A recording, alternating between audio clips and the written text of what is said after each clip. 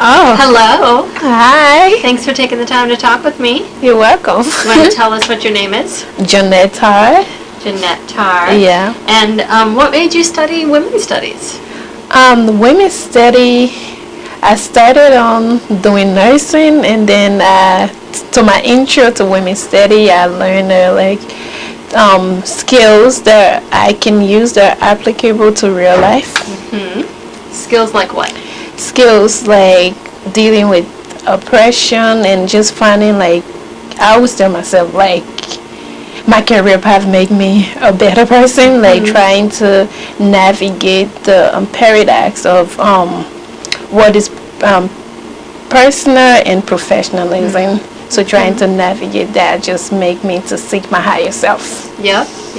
So one of the amazing things you've done, and today you just presented at the Student Research Colloquium. Yeah. But you have created a nonprofit organization while you're here. Yeah. Tell us about that.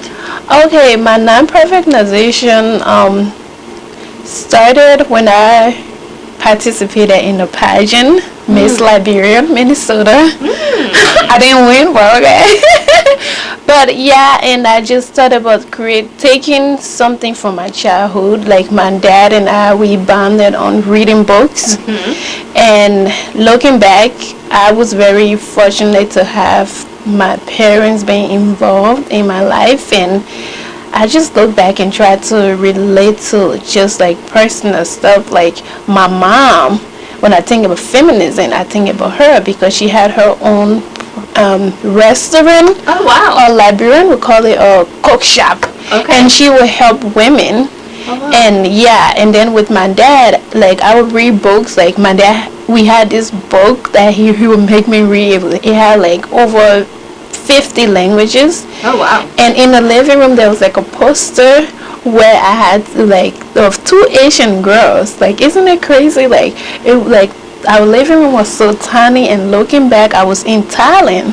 And I reflected that, and I'm everything in life is connected. Everything that matters. Yeah. So my nonprofit organization, I wanted to take something that from my childhood, reading really bonded my parents, especially my dad and I, and not to be biased or to generalize people within Liberian culture, but most kids don't read for fun. And I feel going back, if I was to go back home and share and relate, to be I read this book and I was able to go to Thailand, I just remember. So that's part of my nonprofit organization, and just the experiences I've been through with life when it comes to relationship, and being able to find myself and walk away from situation and look back.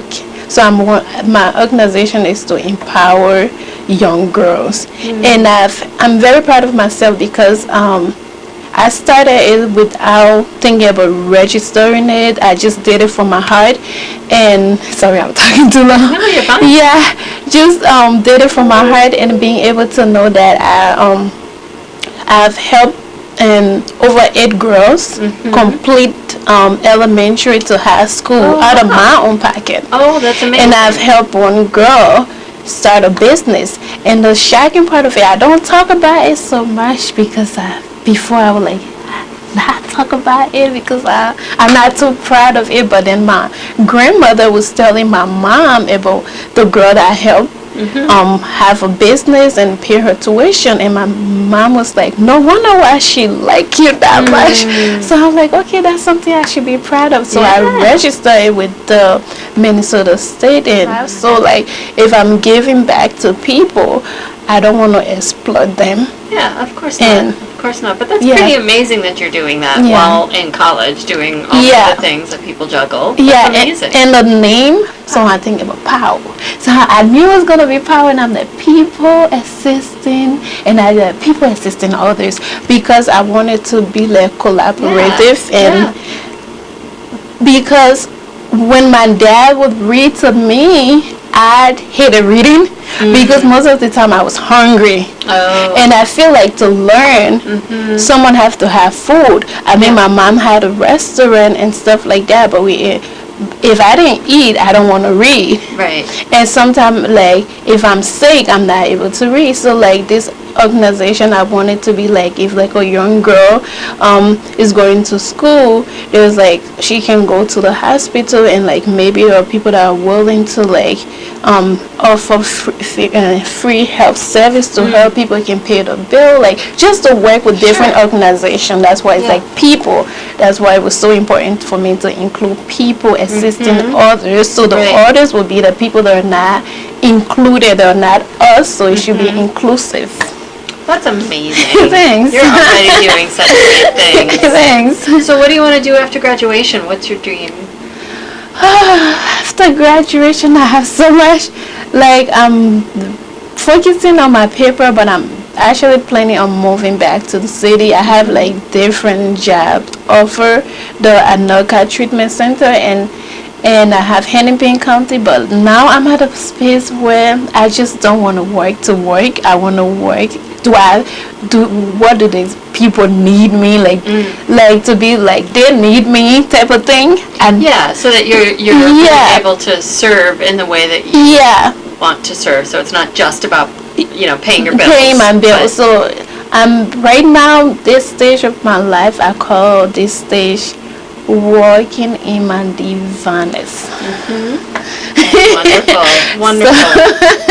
So for future women's studies students, you just spent 4 years in women's studies. What wisdom do you have to offer them? Be authentic, be yourself, and know that passion creates opportunities and income. And if you're really passionate about something, if you're not passionate about anything, people can see through that. If you're passionate, like I have my parents, my boyfriend, everyone using Undefeated. I don't know how. My dad would text me and be like, "Stay undefeated." Oh, that's awesome. So, and I'm like, yeah, I'm glad like I have that impact on people's lives. So just be yourself and be authentic, be passionate, and walk your own path.